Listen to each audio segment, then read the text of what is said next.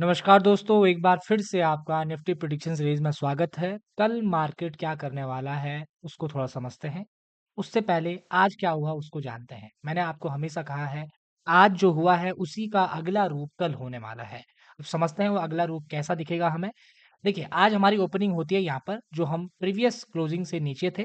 उसके बाद हम पूरा टाइम यहाँ पर कंसोलिडेट करते हैं। इस ज़ोन में अगर आप ध्यान से मार्केट के प्रीमियम चार्ट को देखेंगे, इस ज़ोन में ये गिरावट आप लोगों को कम लग रही होगी, लेकिन ये 170 पॉइंट की गिरावट है 26,000 के लेवल तक।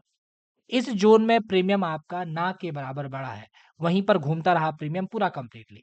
लेकिन ये यहाँ पर से आपको एक शार्प गिरावट जो देखने को मिल रही है, ये 3 कैंडलों में प्रीमियम कम से कम 25 से 30 पॉइंट के आसपास यहाँ पर बढ़ोतरी हुई प्रीमियम में। और जो प्रीमियम बढ़ा है वो इसी ज़ोन में बढ़ा है। तो इस ज़ोन में ऐसा क्या था, सबसे पहले इसी को समझ लेते हैं दोस्तों। यहाँ पर ये 26,000 का जो लेवल है दोस्तों, इस लेवल पर 2 काम हुए थे। एक तो परसों का जो लो लगा था यहाँ पर, और ये एक ये राउंड लेवल तो पहले से था। क्योंकि परसों जिन लोगों ने इस होप में लिया होगा कि अब मार्केट ऊपर की तरफ को जाएगा, उन लोगों ने अपना एसएल कॉस्ट टू कॉस्ट लगाया था। इसीलिए ये 26,000 के जैसे ही हम नीचे गए, यहाँ पर एक मोमेंटम आप लोगों को देखने को मिली है। इतनी ही छोटी, उसके बाद फिर से मार्केट वहीं पर घूमता रह गया, और हमने हमने एक बार 26,000 को रजिस्ट भी कर लिया है। हम ऊपर गए थे, अब हमने उसको एक बार रेजिस्टेंस की तरह फेस भी कर लिया है। इस बात को बड़ा इंपॉर्टेंट तरीके से आप लोग कंसीडर करिएगा। अब आते हैं कि डेली चार्ट पर क्या हो सकता है, इस व्यू को थोड़ा-सा समझने की कोशिश करते हैं, ताकि हमको ये पता चल सा पाए कि कल क्या हो सकता है। देखिए, मैंने मॉर्निंग में जो रील डाली थी, मतलब जो शॉर्ट डाला था, उसमें भी मैंने एक स आप लोगों से एक सवाल पूछा था कि भई आप लोग अपना व्यू दीजिए। कि क्या मार्केट इनसाइड बना सकता है क्या? क्योंकि मैं जो वो बात कह रहा था उसके लिए मैं बैंक निफ्टी की सहायता ले रहा था। दूसरा जो निफ्टी का जो परसों की मोमेंटम थी, एक बड़ी मोमेंटम हमें निफ्टी में परसों देखने को मिली थी, और दिन तक जब तक हम 26,000 के ऊपर थे उस तक तो यही लग रहा था कि भाई मार्केट क्या कर लेगा, इसी के बीच में रुकेगा। कम से कम 1 बजे के बाद मार्केट में वो 26,000 के नीचे की रुकावट आई थी, और अगर आप ध्यान से देखेंगे तो यहाँ पर बड़ी कोशिश चल रही थी कि भाई मार्केट को यहाँ पर इनसाइड बना दिया जाए, रोक लिया जाए, उसके बाद मोमेंटम को हम पकड़ सकते हैं, समझ सकते हैं। अब हुआ क्या दोस्तों कि मार्केट ने इसको गिरावट तो कर ली है, ठीक है? गिरावट करने के बाद मार्केट अब उस ज़ोन में आ चुका है जहाँ पर वो हमारा एक बॉक्स जैसा पैटर्न बना हुआ है, जो मैं आप लोगों को काफ़ी बार से समझा रहा हूँ। अब हम उस ज़ोन पर आ गए हैं, ये अगर आप लोग देखेंगे ये वाला पॉइंट, क्योंकि यहाँ पर हम गैप डाउन खुले थे, तो ये लगभग सभी चीज़ें समान जगह पर है। 888 से 920 का जो लेवल है, ये हम लोगों के लिए एक सपोर्ट ज़ोन की तरह काम कर रहा है। अब मार्केट को अगर आप लोग ध्यान से देख रहे हैं तो आपने एक हाई ये लगाया था, उसके बाद आप यहाँ हाई लगाने गए। अभी आपको एक पॉजिटिव फ्रेज टाइप का नज़र आ रहा होगा। जब तक हम इस बॉक्स को नहीं तोड़ते हैं, यहाँ पर से एक नेगेटिव सिनेरियो नहीं दिखा देते हैं, तब तक हमको ऐसा लगेगा नहीं कि नेगेटिव प्राइस एक्शन बन रहा है। आज मैंने इंटरडे लाइव में आप लोगों को एक चीज़ बताई थी, भाई आप लोगों के लिए होमवर्क है, आप लोग इसका एक मंथली चार्ट और एक बार वीकली चार्ट ध्यान से देख लीजिएगा, क्योंकि अगर आप प्रिडिक्शन सीरीज का वीडियो देखेंगे, जब मैंने वीकली चार्ट को डिस्कस किया है इससे पहले वाला, तो आप लोगों को समझ में आएगा कि वीकली चार्ट पर क्या बन रहा है। क्योंकि मार्केट की प्रोसेस इम्पोर्ट ओरिएंटेड होता है। मैंने आप लोगों को कई बार बोला है, मार्केट रिजल्ट ओरिएंटेड नहीं है। रिजल्ट का मतलब क्या होता है दोस्तों? आप 100 पर पहुँच गए तब दुनिया आपके लिए ताली बजाती है कि 100 पर पहुँच गया लड़का, बहुत मेहनत की है। लेकिन मार्केट में ऐसा नहीं चलता है दोस्तों। मार्केट में चलता है, प्रोसेस ओरिएंटेड होता है। मतलब आपको पहले से क्या करना होगा, पैटर्न को भाँप कर रखना है और आपको वहाँ पर एंट्री करनी है, ताकि उसका जो रिज़ल्ट निकले, आपको 100 पर पहुँचने पर आपको ताली नहीं चाहिए, आपको एंट्री चाहिए यहाँ 10 पर, ताकि आप 100 तक उसके साथ चल पाएँ। इस बात को आपने समझना है, समाज की तरह रिज़ल्ट ओरिएंटेड मार्केट में काम नहीं करता है।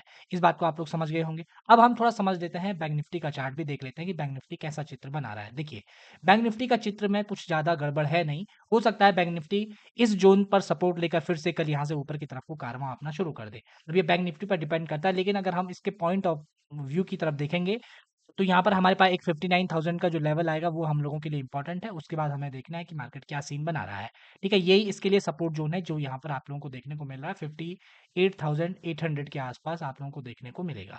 अब हम समझते हैं कल 15 मिनट के चार्ट पर हमको निफ्टी में क्या करना है, क्या व्यू हम लोगों को रखना चाहिए। और मैंने आप लोगों को आज दिन भर में बताया था कि जो ऑप्शन बायर है थोड़ा सा शांत बनाए रखिए, आने वाला समय आपका होने वाला है। लेकिन अगर आप थोड़ा-सा शांति बनाए रखते हैं, तो तब आपको उस फल को पाने में मज़ा आएगा। अगर आप जल्दबाज़ी करेंगे, तो हो सकता है जो आपके पास है, वो भी आपका चले जाएगा।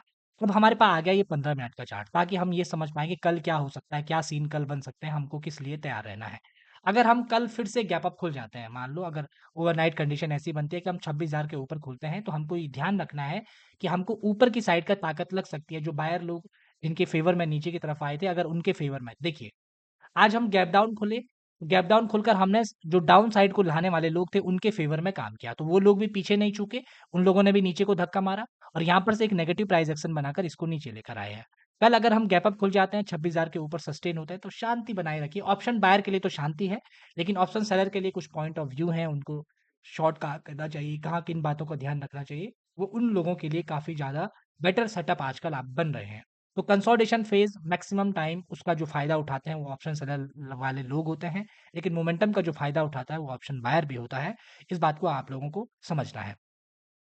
गैप डाउन खोलेंगे तो देखेंगे भाई हमारा जो बड़ा सपोर्ट जोन है जो मैंने अभी आप लोगों को बताया है 888 वाला पॉइंट, वहाँ से हम नीचे जा रहे हैं या ऊपर जा रहे हैं, क्या कंडीशन बन रही है, उन सब चीज़ों को देखेंगे। दिन वाले ट्रेड का जो कंडीशन बनेगी वो मॉर्निंग के प्राइस एक्शन के अकॉर्डिंग बनेगी, क्योंकि अभी हम जो एक नेगेटिव प्राइस एक्शन हमने दिया है और लास्ट आवर में हमने 26,000 पर रेजिस्टेंस लेने की कोशिश भी की है।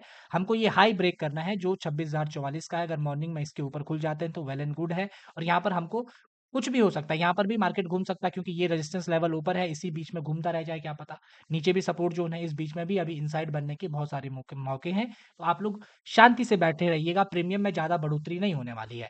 अगर हम इस बीच में खुल जाएँगे तो वही सीन होगा कि 170 पॉइंट में कोई मोमेंटम आपको देखने को नहीं मिलेगी, लेकिन 70 पॉइंट में आपको बड़ी मोमेंटम समझ में आएगी।